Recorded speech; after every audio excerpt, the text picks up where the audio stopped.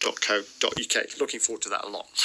Let's get back to moving house, because a lot of people are finding quite a lot of difficulty at the moment getting the house purchase through, because there's so many people buying houses because of the stamp duty holiday. So I just wonder how long it took you. Well, Eve Menezes Cunningham moved from Witham to Westport in Ireland last year. She sold her own flat, and she's either buying or bought a house out there. Eve, hello, you've left us. Hello, hi, yes, it's lovely to be there virtually, because I haven't been back to visit since January because of the pandemic. So much as I love where I live, I do miss Essex and London a lot.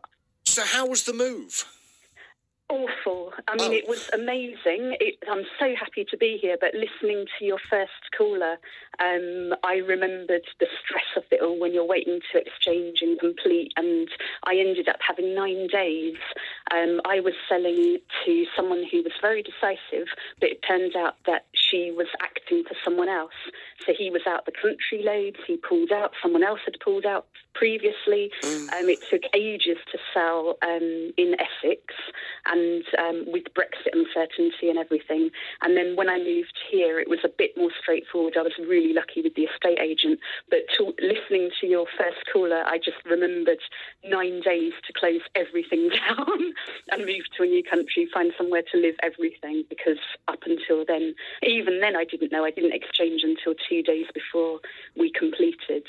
Wow, so uncertainty all the way along. And it wasn't an apartment you were selling? Absolutely. It was an apartment. And listening to, again, your first caller, it was a lot of the stuff around the management company and the stuff that has nothing to do with the flat, but which is obviously important for the buyer. So it's not just between two people, it's between the whole development and things that you've never heard of. Because you've got to get the management accounts, you've got to make sure this is done and that is done and so on, and the building's kept up to scratch. And it's absolutely. And I was on the board of directors for the management company in Witham, so I kind of knew that things were in good shape.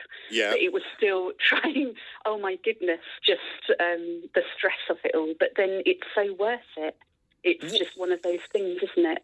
Well, I suppose it is, but you didn't coincide your sale and your purchase, did you? You sold and then you bought, didn't you? Yeah, I couldn't, because I was moving to a different country, and I didn't know anyone here. I've always had an Irish passport, but I rented, I was in a B&B for a week, and then I was in a studio rental for 5 months, and I bought from the rental, and I had a couple of offers rejected, but that turned out to be very much for the best, because where I am, every day I think, I'm looking out at the mountain right now, and I've planted 28 trees.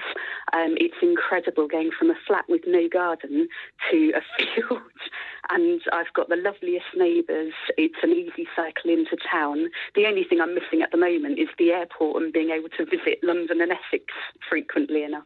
Right, well, we can't do that anyway, can we? I can't go anywhere. Well, this is what I'm talking about with that's pandemic, that's global. Yeah. The buying process in the Republic of Ireland, how difficult is that?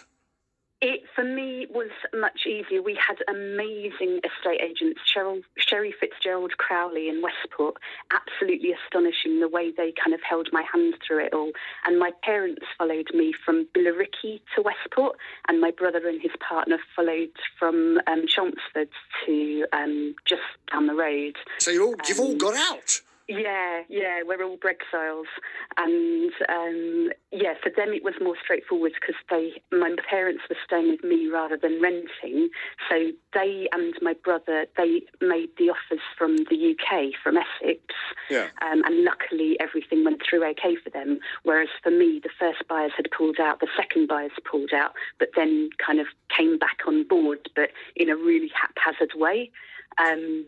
And it's just one of those, have to keep focusing on the end goal, have to keep imagining everything working out. And you know that even if it doesn't, at least those imaginings will keep you kind of more resourceful than imagining everything being terrible.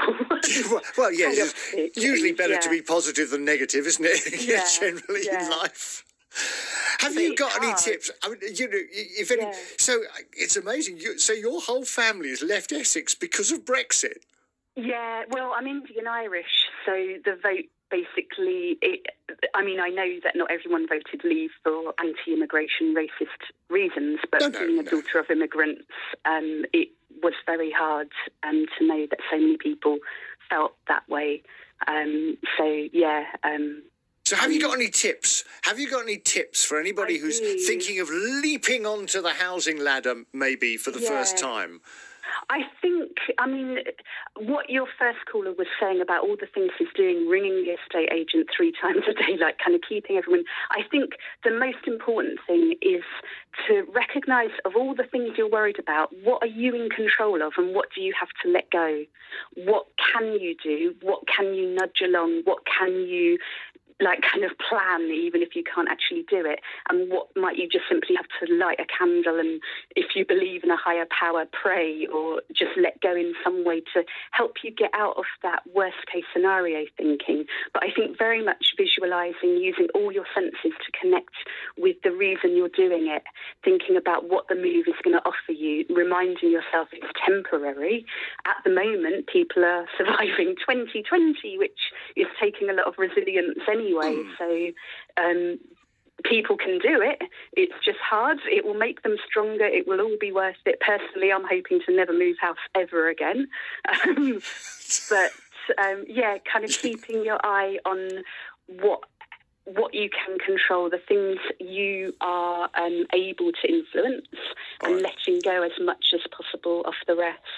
Oh, Eve, lovely to talk to you, and wish you well in Ireland, in Westport in Ireland. Eve Menezes Cunningham, who's from Witham, but no longer. So what about your house